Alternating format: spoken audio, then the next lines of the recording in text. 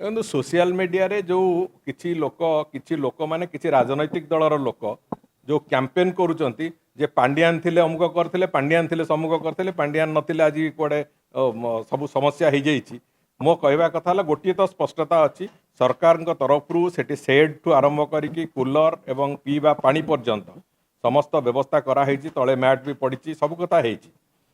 जेतेबेले basically जो कौ problem होची जेतेबेले खरा बेले ठाकुरंकर पूजा पाई जो पाखापाखि 1.5 घंटा 2 घंटा बंद रोची सेही समय लोकंकर भिड़टा बाहर रही जाउची सेही दृष्टिकोण लोक टिके असुविधा सेतेबेले शिकार होचंती। तेणुकरी आमे भी चिंता करूछु ताको तार अल्टरनेटिवली कौन करा जाई पारिबो एवं विशेष करिकी सबु प्रकार भक्त माने जो माने आसुचंती तांको सबु प्रकार स्वाच्छंद्य दवा पाई जहाँ जहाँ आवश्यकता से बाबद में मंदिर प्रशासन पूरापूरी तार योजना करिछि।